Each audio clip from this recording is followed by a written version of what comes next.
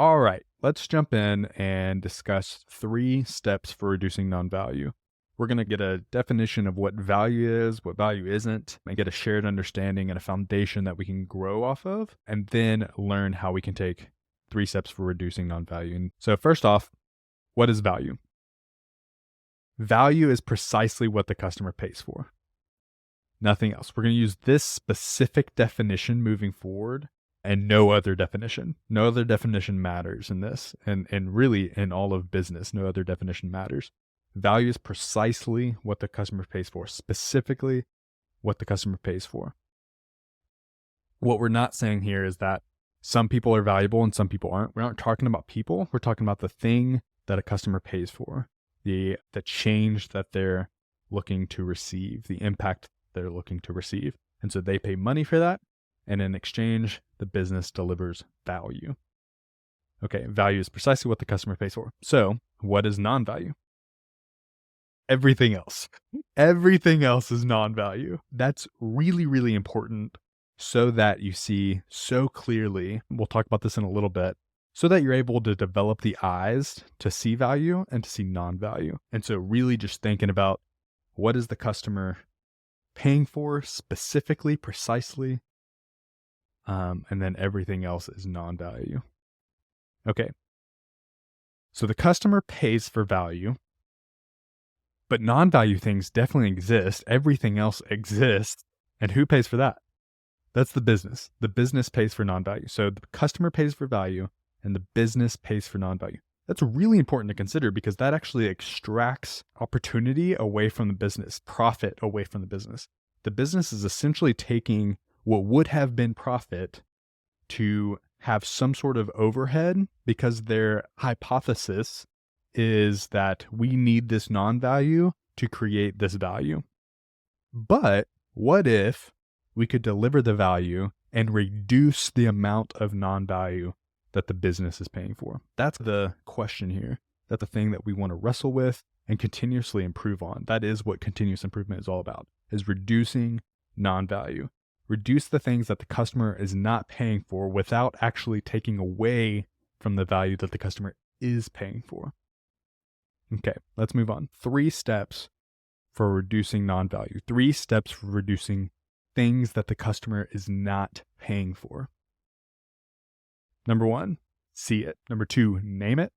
And number 3, do something about it. See it, name it, do something about it. So first off, see it. Here's how you see it. Here's how you can go through your day-to-day and see it, not just at work, but also being a customer at other businesses, at a restaurant. If you call a plumber or something and you can see the interaction that as a customer, you can observe, is this valuable? Is this not valuable? What's happening right now? Observation. While you're observing, the thing that I would want to say here is step back and be conscious of what's actually happening. Don't just be focused on your role in something necessarily, whether you're a customer or you're the person creating the value or you're some other third party associated with a job or an exchange of value between a customer and a business. Step back and detach and say, okay, what's actually happening right now? What are those people doing? Why are they doing that?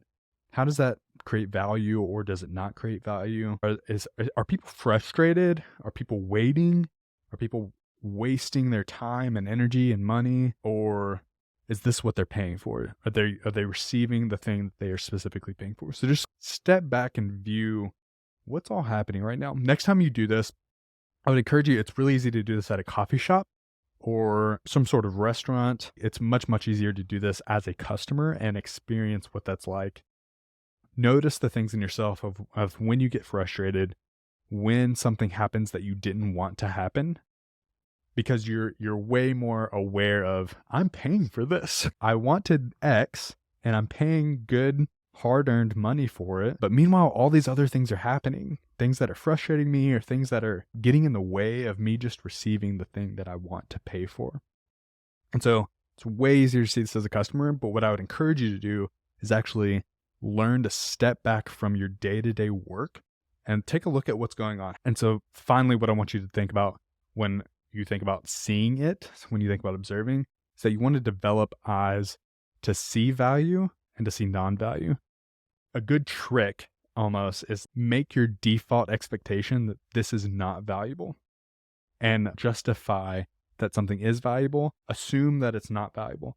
Don't assume that it is valuable. That's how we're going to see it. We're going to observe, we're going to step back, kind of detach from the day-to-day, detach from specifically what we're doing in this moment, and just observe, okay, where does this start and where does this end? And what all happens in the middle to get from here to there to accomplish the outcome that the customer wants? The customer is paying for the value. How do we accomplish this? And what all is occurring here? And what would they pay for and what would they not pay for? What would they pay for? If they specifically got that thing, what would they pay for and what would they not pay for? So see it, develop eyes to see value, non-value. Name it. Is the customer specifically paying for it? If it's all they received, if the customer only got this little portion of it, would they pay money for it? So as an example, if you went to a restaurant and you didn't get food, but you got great service, whatever that means, without food, I can't even imagine that being the case if you never actually got food at a restaurant. Would you pay for it? The answer is obviously no. You wouldn't go to a restaurant, not get food, and be like, oh yeah, here's money. Now, if you introduce food into that, you say, oh wow, that food was complimented so well by such an enjoyable person, such a respectful person, such a professional person, someone who really delivered that value really, really well and in an enjoyable way that complemented it. But it's not value. It's not value. Value is the thing I'm specifically paying for. Value is the thing that the customer is specifically paying for. Is it a requirement or is it just how we've always done it? Often what people will say is we have to do it. So there's no other way to do this. There's no other way to do this. And sometimes that's true. Some of the federal and state legislations that kind of require you to do something, none of that's value. That's all extracting really resources from the economy to pay for something that isn't actually creating value for the economy, for the customer. And so is it a requirement? Is it something that we have to do and there's no ifs, ands, or buts? Or is it just that how we've always done it? And so we're used to doing it this way. So questions for naming it: value or non-value, the customer specifically paying for it, all they received, would they pay money for it? Isolate that one thing out of the start to the end. Would they pay for that? And then finally, is it service, showmanship, or neither? And so this is really, really helpful for naming something, for naming value, non-value, and especially things that are obviously non-value. And so often showmanship gets confused for what the customer's paying for. So let's talk about those two words, service and showmanship. What is service? Service is simply the creation of value. Okay, so if value is being created, that's all good and fine, and that's what we want. That's what the customer's paying for. But then you have to ask, okay, how do we get that to the customer? How do we deliver that created value? And that is showmanship. Now, distinguish between the two things, one of them which the customer is paying for and one of them which the customer is not paying for. The customer is paying for the creation of value. They are not paying for the delivery value. However, it is the responsibility of the business to deliver that value to the customer. If you create value, but it never gets to the customer, then they don't ever experience that value, right? They won't exchange money for something that they cannot receive.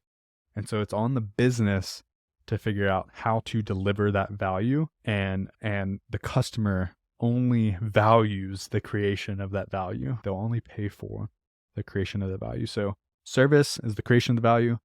Showmanship is the way in which the value is delivered. It's the delivery of value. So now we see it, we name it, we know if it's valuable or not value. Is it something the customer's paying for, or is it everything else? And so let's do something about everything else. Let's do something about the things that are not value. How to do something about it. So first off, let's just understand why it's done that way. There might be a reason. Oftentimes what happens is that there's an original way, there's the V1 version of how something was done. And now maybe you're new to the company, maybe you're new to the business, and you're experiencing like V10. And so imagine that people have improved this. People have improved this type of process from V1 to V10, and you're now seeing the fruit of that. You're experiencing the result of that. Meanwhile, it's so obvious because you have new, fresh eyes. It's so obvious to you that this could be done better. This could be done faster. We don't need to do it this way. How crazy is this? Why are people doing it this way? This is how it's been done.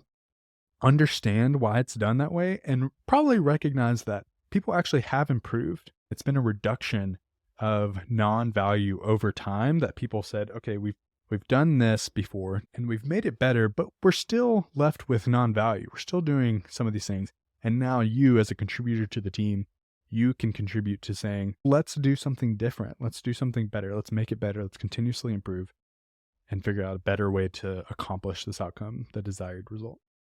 So first, understand why it's done that way. That's how we do something about it. It's how we understand why non-value exists in the process or the activities in the first place. Secondly, find a way to get to the desired result or outcome.